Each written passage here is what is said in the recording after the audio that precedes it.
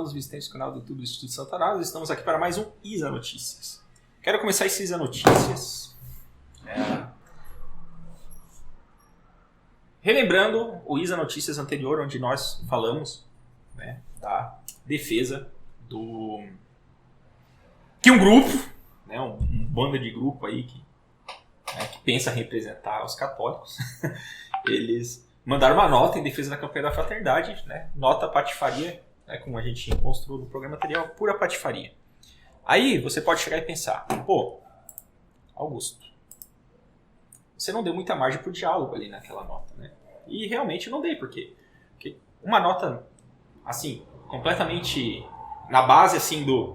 se você critica, logo você é tal, né? Na base da rotulagem difamatória, não tem diálogo. Mas o Isa de Notícias de hoje é muito interessante. Aconteceu um fenômeno, assim... tem duas coisas interessantes. Primeiro, o fenômeno que eu já vou falar, e segundo, né? Eu vi o artigo que nós vamos comentar hoje no site da Unisinos. Né?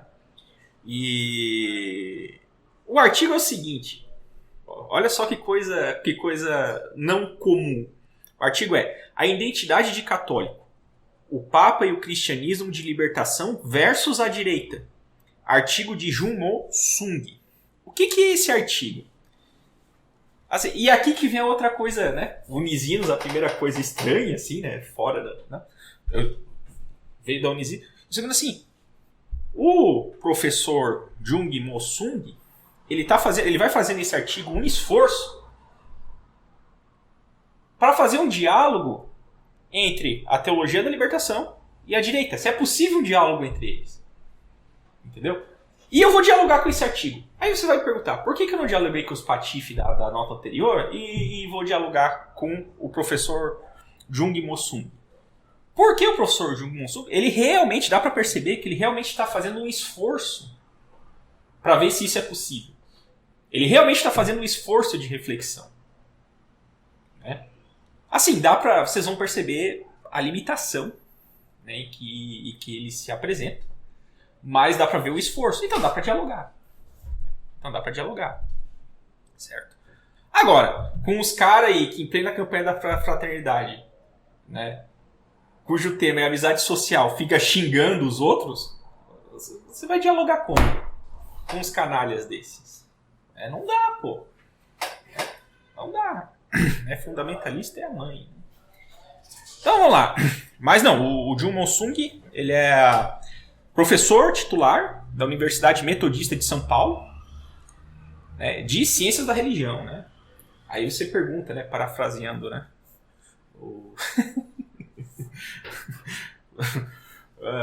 E das Ciências da Religião pode vir coisa boa?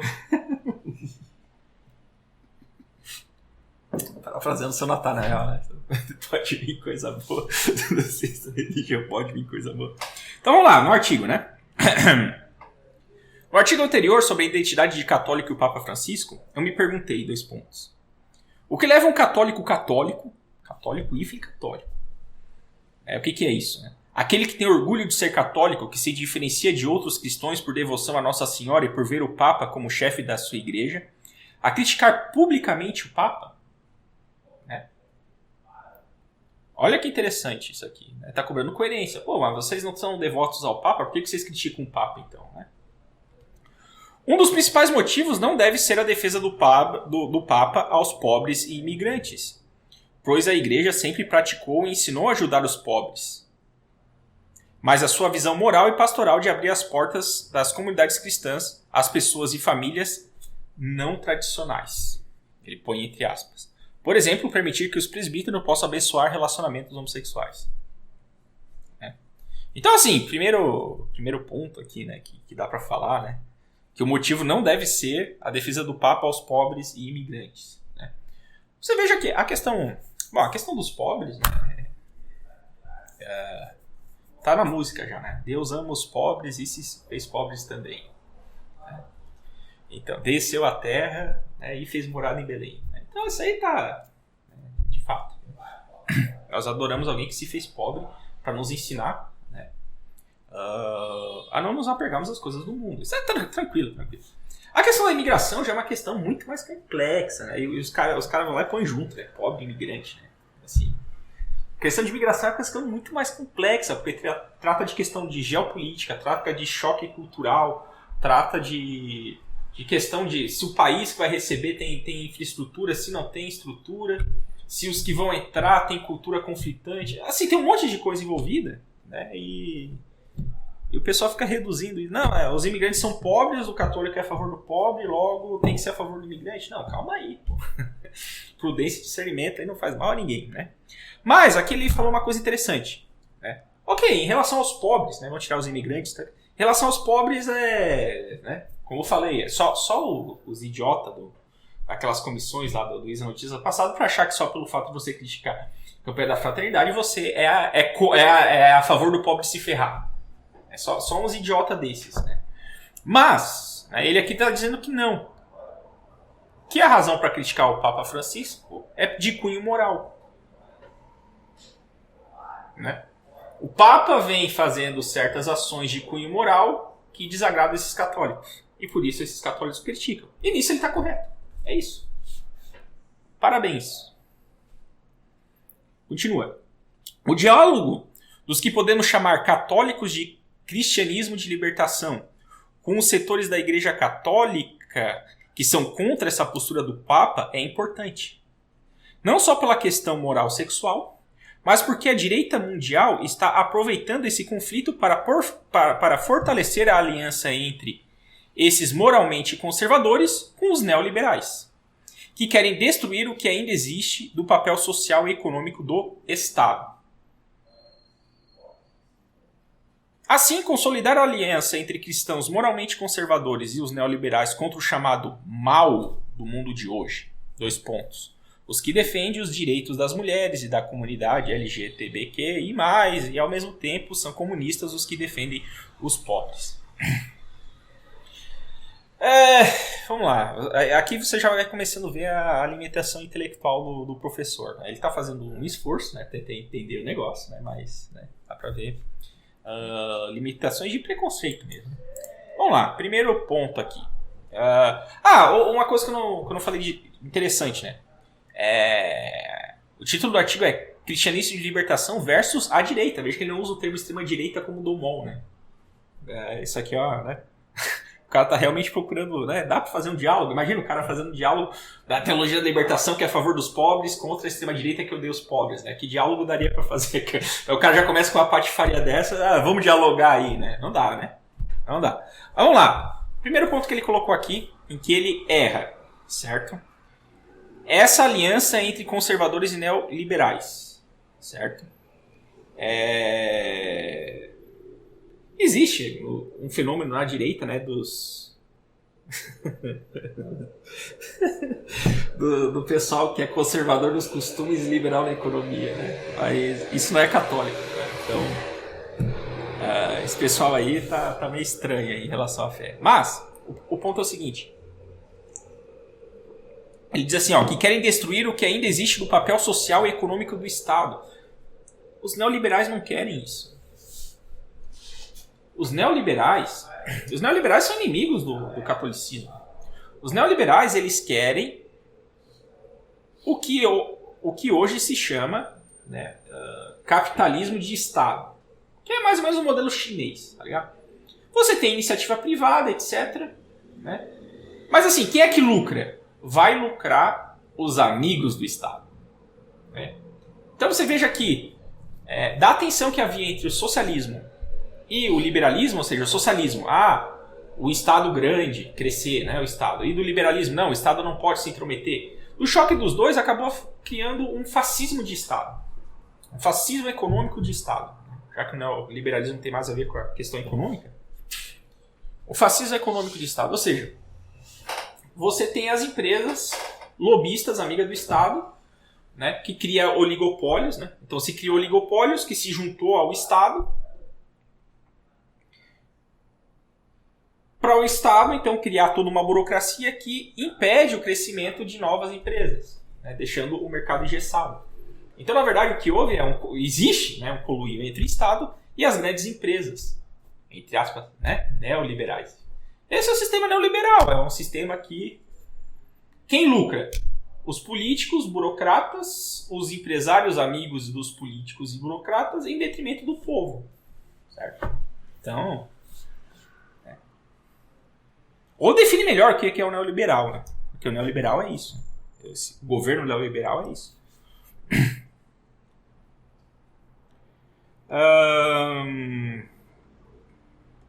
Nesse sentido, ele vai continuar. Nesse sentido, o debate sobre a família, a sexualidade e o Papa não é somente uma questão moral, mas faz parte da grande luta da defesa do direito dos pobres de viver dignamente e pela igualdade humana de todas as pessoas.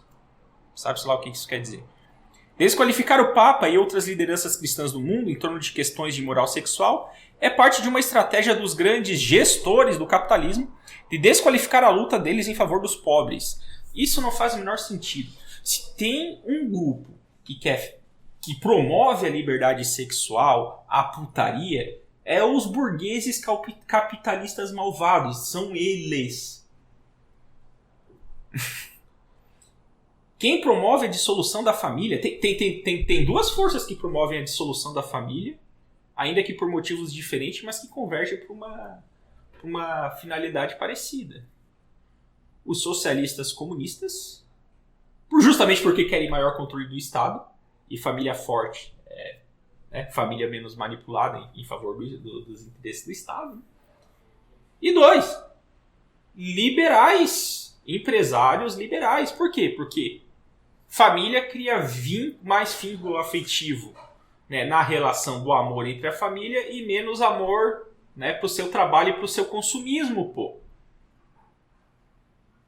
Então, quanto mais fracos os laços familiares, mais presa você é do consumismo, do capitalismo, desse capitalismo selvagem aí, como gosta de falar os socialistas. Nessa crítica eles estão corretos.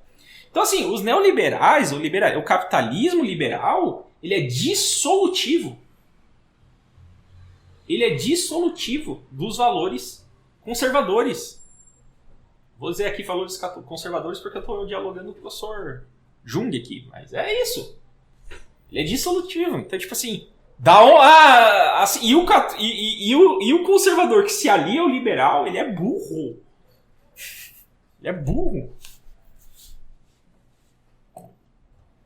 Para resgatar católicos que caíram nessa armadilha e estabelecer um diálogo e aliança em torno da missão da igreja no mundo de hoje, precisamos ter argumentos pastorais e teológicos.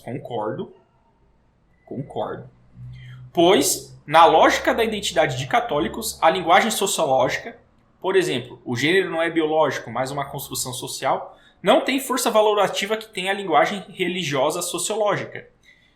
Verdade, só que não é uma questão de linguagem.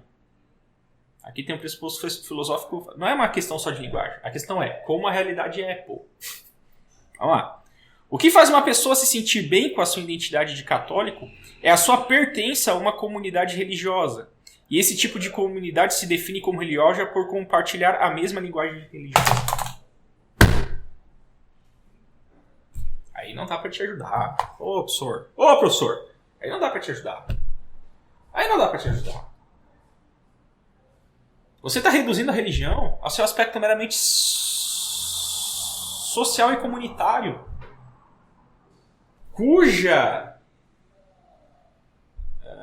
cujo vínculo dos laços é dado por uma linguagem. Isso pode descrever várias outras religiões, seitas inclusive, pode ser descritas, mas não a religião católica. A identidade de católico se dá por um fato histórico essencial para entender essa religião. Deus se fez homem e fundou a sua igreja. E esse Deus que se fez homem se chama Jesus Cristo. Então não é linguagem religiosa, é a fé. Como disse São Paulo, né? Ele morreu e ressuscitou no terceiro dia. Até que São Paulo chega a dizer, né? Se Cristo não ressuscitou, vã é a nossa fé. Porque a ressurreição de Cristo, pela sua própria força, né, é a prova de que Deus venceu a morte. e conseguiu essa vitória para nós, se nós nos unirmos a Ele na fé, mediante a graça. Identidade católica é isso. Não é uma questão de linguagem. Nós estamos baseados em fatos e na revelação, né? Naquilo que Deus disse, é assim que funciona. Então vamos lá. Assim, um tema que nos permite estabelecer um diálogo com católicos conservadores é o da missão da igreja de hoje. Com católicos que não estão preocupados com essa missão e só querem criticar o Papa ou a luta dos pobres, não é possível dialogar e é só perda de tempo. Beleza, mas você veja que a gente tem que, para dialogar, a gente tem que deixar bem os pontos definidos, né? É uma linguagem. O que é a religião católica? É um grupo aí que se reúne, que tem uma linguagem comum. Não, você tá me tirando.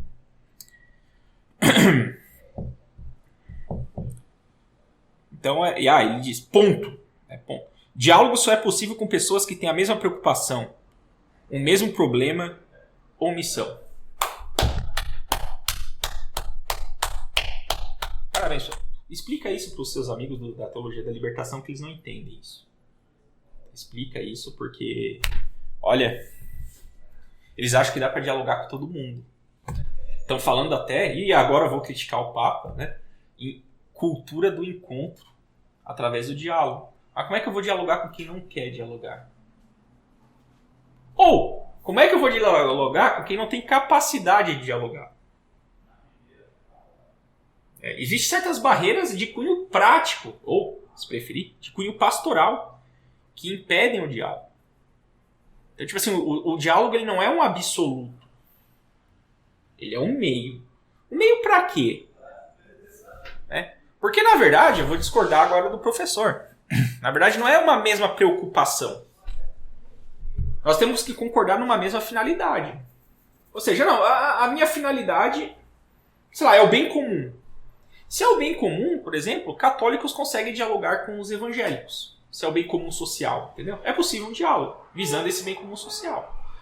Se é a salvação das almas, veja que aí o diálogo já fica um pouco mais difícil entre católicos e evangélicos. Porque nós católicos acreditamos que fora da igreja não há salvação, e os evangélicos têm aquela ideia deles, né, de igreja visível, igreja invisível. Eles fazem essa distinção, né, como se fosse várias igrejas visíveis, mas que elas estão unidas por um misterioso laço numa só igreja invisível. Eles têm essa eclesiologia meio maluca, né? Para quem segue só as escrituras, eu não sei onde isso está escrito nas escrituras, mas tudo bem. Então você veja que a finalidade para a qual eu estou disposto a entrar no diálogo, ela é importante. Onde nós queremos chegar? Né?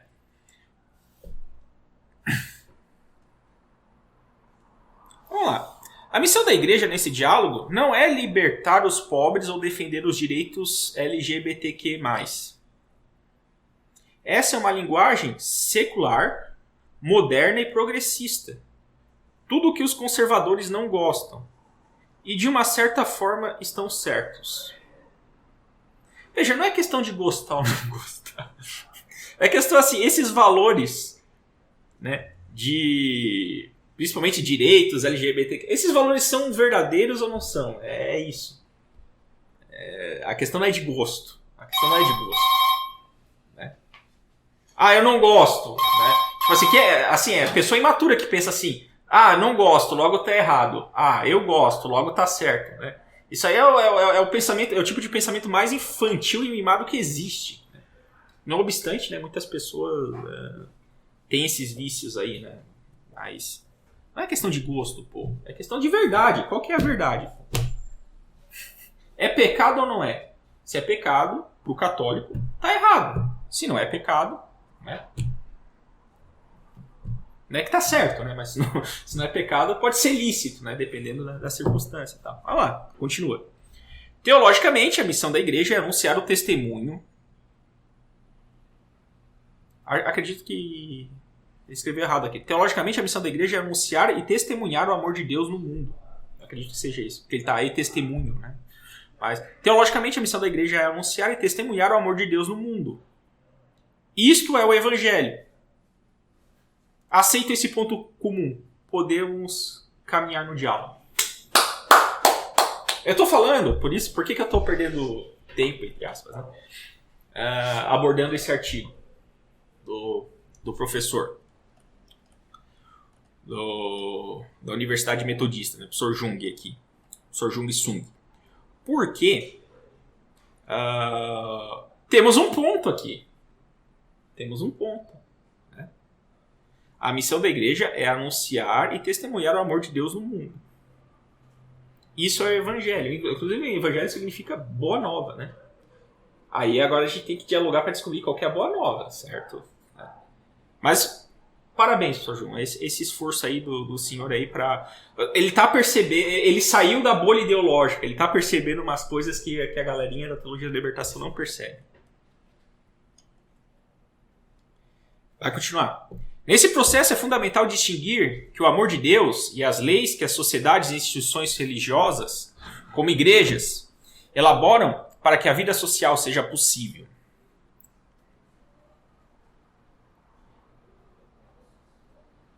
É distinguir que o amor de Deus e as leis e as sociedades e instituições como igreja elaboram... Então essas instituições elaboram igrejas para que a vida social seja possível. Beleza, concordo.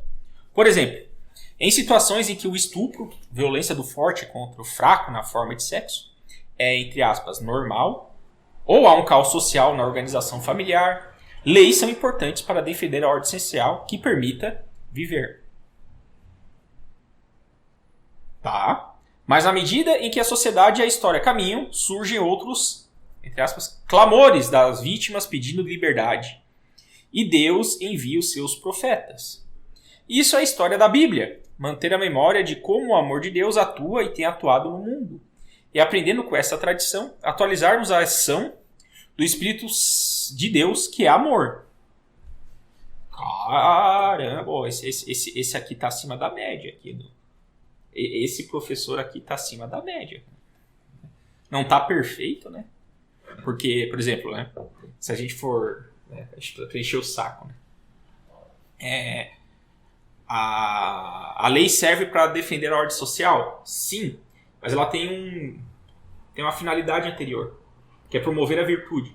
É pelo fato da lei promover a virtude, né, premiando, né, as boas ações e castigando as más, mas é pelo fato de promover a virtude, né, que se consegue uma ordem social estável, né, e essa estabilidade permite que essa própria estabilidade seja defendida. Né? Então, a lei, ao promover a virtude, ela defende a ordem social. Essa aqui, ó. Vamos lá, continuando. Tem que ver o que ele entende por amor também, né? Mas nem vou entrar nesse assunto. Como dizia o Paulo Apóstolo, a lei é necessária como pedagoga, mas o que salva é a fé e o amor. Isto é, as regras morais familiares e sexuais foram necessárias e úteis como pedagogas, mas na medida em que a história caminha e surgem novos clamores esses que Deus ouve e chama profeta para lhe responder, a igreja atender. Cara! Olha, esse aqui, eu vou te dizer, eu vou ter que dar... Nossa, muito eloquente. Professor Jung Sung, o senhor fez uma pirueta carpada da dialética aqui, muito boa, cara, muito boa, né? Vamos lá, olha só o que ele fez. Ele concede, veja, nisso aqui tá, a lei é necessária para ter uma certa ordem social. Beleza. Então ele diz que as regras familiares e sexuais foram necessárias e úteis como pedagogas, ou seja, para ensinar. Né? O que está errado aqui? Primeiro erro do professor Sung aqui. O erro do professor Sung é o seguinte: não é uma mera questão de pedagogia. Não é... Veja, nós descobrimos a lei natural na realidade. Deus criou tudo com ordem, peso e medida. O homem tem inteligência para captar a ordem dos cosmos, perceber suas leis, e ele tem que respeitar essas leis, as leis da criação. A lei não parte de mentes iluminadas para que os mais burros simplesmente, obedece aqui e acabou. Não é à toa que a Sagrada Escritura, os Salmos, o livro da sabedoria, Provérbios, todos eles falam, meditar a lei de dia e de noite. Por que é meditar a lei de Deus? Por que nós temos que meditar a lei de Deus? Para que a gente perceba cada vez mais a ordem da criação. Certo? Então, a lei não é arbitrária. A lei nos é dada por Deus e nós temos que nos conformar a ela. A lei humana, elas tem que estar em conformidade com essa lei natural. E, como nós estamos falando no aspecto lógico, com a lei divina também. Com a lei revelada. Quando a lei humana vai contra a lei divina, aí vem aquela máxima do São Paulo. Temos que obedecer antes a Deus do que aos homens. Por quê? Porque o homem pode fazer lei assim, né? Ele pode fazer lei certo? Só que o professor Sung, ele faz o que o professor Sung aqui ele defende? Não. A lei tem um caráter pedagógico, que não está de todo errada. É uma visão muito limitada da lei, mas não está de todo errado. Tá? Mas ele pega essa parcelinha aqui de verdade, pedagógico, e diz assim, mas na medida que a história caminha, surgem novos clamores. E aí, com esses clamores, Deus ouve os clamores e chama os profetas, que geralmente, o que são os profetas para esses caras? Né? Os intelectuais da academia. Para responder, e a igreja tem que atender, ou seja, a igreja tem que se adaptar aos novos tempos. O professor Sung falou de uma maneira assim, muito persuasiva aquilo que os modernistas falam abertamente. A igreja tem que se adaptar aos novos tempos. Tal. Só que a questão é o seguinte, professor Sung. Céus e terras passarão e as minhas palavras não passarão. E as palavras de nosso Senhor Jesus Cristo incluem a lei natural e divina. Incluem. Nós não podemos enquanto essas palavras não mudam. Portanto, se o clamor do mundo vai contra a lei que Deus estabeleceu na criação do mundo, os clamores estão errados. Aí a gente entra em outra lógica. É a lógica do Deus não ouve a oração dos ímpios, mas atende a petição dos simples. Deus eleva o humilde e puxa a perna dos soberbos, faz cair aos soberbos. Porque é o soberbo que tenta, né? O que é a soberba? Né? Soberba é aquela concupiscência, aquela desordem que está na alma, uma desordem espiritual na alma do homem, né? Muito aquecida por causa do pecado original. Mas essa desordem, o soberbo ele quer dominar sobre os outros, ou seja, ele quer que a sua lei seja a imperativa em relação às outras leis. E a soberba humana, né, agora falando como gênero humano, é querer que a lei do homem seja superior ou transpasse a lei de Deus. E isso nós católicos não podemos deixar. Então o senhor erra. O senhor usa um jogo de palavras aqui muito interessante, mas o senhor está errado. Não é assim que funciona. Tanto é que nosso Senhor falou. Porque se fosse isso que o Senhor falou, o que aconteceria?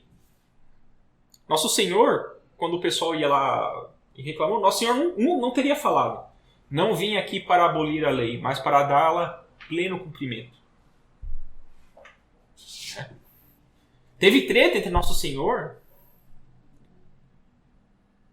e os fariseus por causa do divórcio. Essa é uma passagem muito interessante da Bíblia. Né? Mas Moisés permitia, veja, a lei de Moisés permitia. Como é que, se a lei de Moisés permitia e o nosso Senhor disse que não veio para abolir a lei e não aboliu então a lei de Moisés, aí é que tá, daí nosso Senhor falou. Moisés permitia isso por causa da dureza do vosso coração.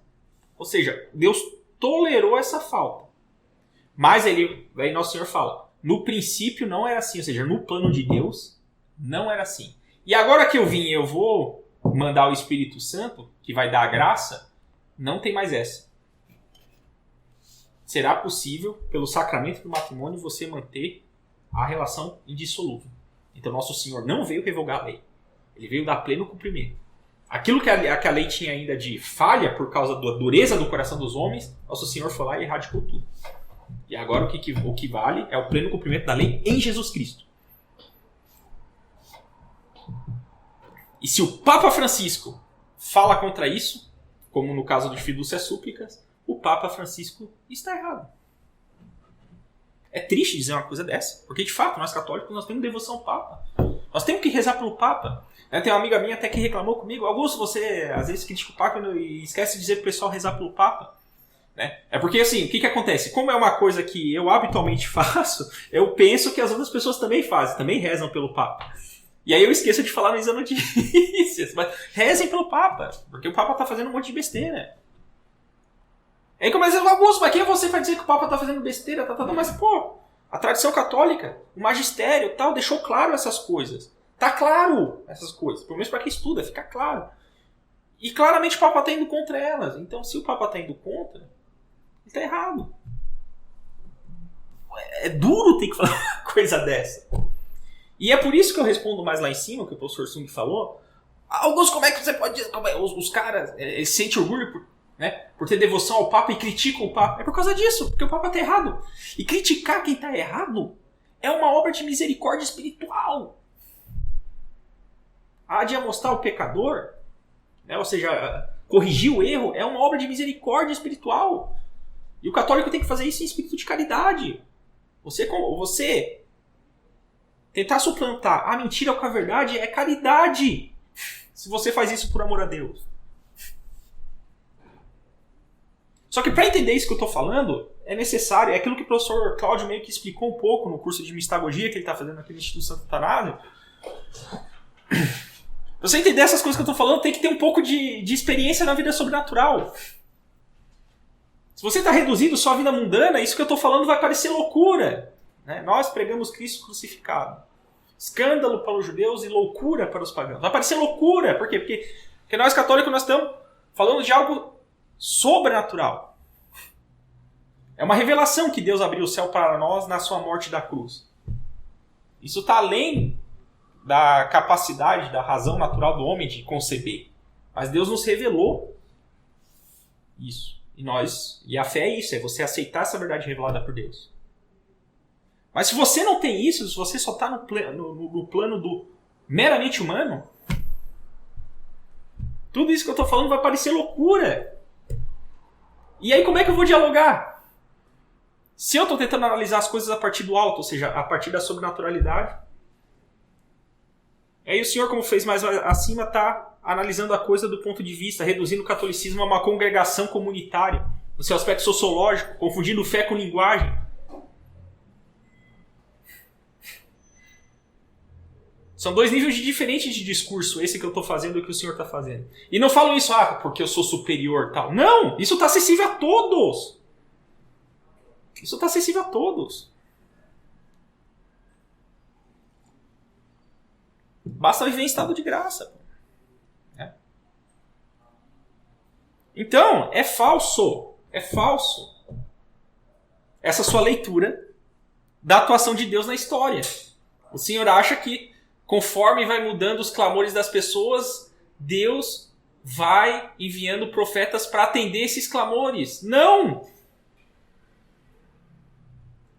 Você pega uma obra de oração, como a obra do Santo Afonso Maria de Ligório, ele vai lá e diz: eu rezo e Deus não me atende. Ora, uma das razões é porque você pode estar pedindo mal.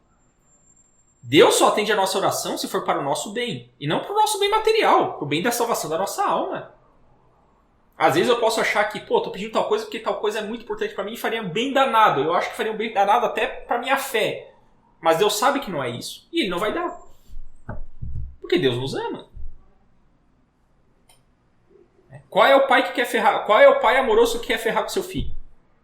Certo? Então, se os clamores do mundo vão contra a lei de Deus, os clamores estão errados. A bússola é Deus. Não o que clama o povo.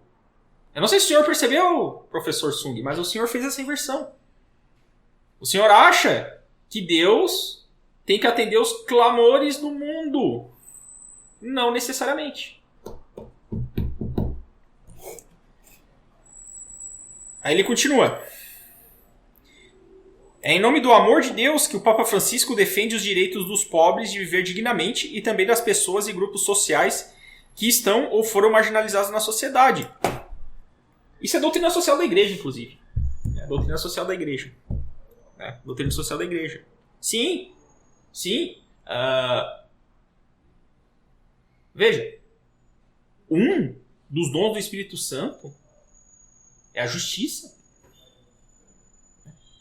São Paulo fala, o justo viverá pela fé. Então, nós temos grande apreço pela justiça. Aí o que acontece? Você vê um sistema, como aquele que eu falei antes. Um sistema de conluio entre grandes empresários e burocratas do Estado. Quem é que se prejudica nessa aliança? Os pobres. Por isso que a doutrina social da igreja condena tanto o socialismo quanto o capitalismo liberal. Isso está condenado pela igreja. E os católicos tradicionais sabem muito bem disso.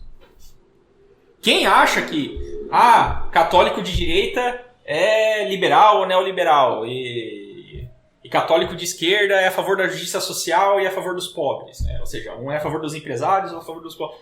Não está entendendo. Nós temos a doutrina social que não é nem de direita nem de esquerda. Poxa. Então, isso aí o senhor está correto.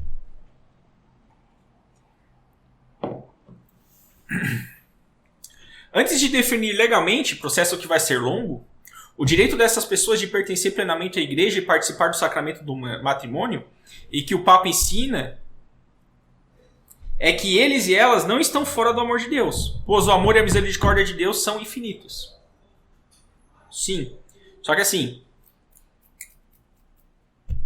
qual que é a exortação? A exortação é arrependei-vos e crede no Evangelho. Está faltando a parte do arrependei-vos. E como não tem o arrependei-vos, o credes no Evangelho também fica deficiente. É esse o problema. O católico pega as duas coisas, as duas partes. Arrependei-vos, crede no Evangelho. O que o modernista faz? O modernista ele vai lá e faz o seguinte. Vamos chamar tudo de acolhida? É acolhida. O arrependei-vos e crede no Evangelho se transformou em acolhida. E aí a confusão está instalada. Aí agora o amor é acolher. Não, calma aí, peraí. Acolher o pecado não é amor. Você acolhe o pecador para tirar ele do pecado. Isso é misericórdia. É tirar a pessoa da miséria.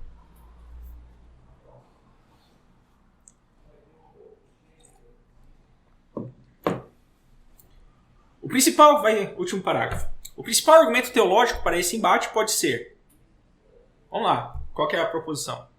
O que nos deve mover não é a lei, seja do mercado, do Estado ou da igreja, mas sim o amor de Deus e a compaixão para com quem sofre. Com quem aceita esse princípio, podemos e devemos dialogar.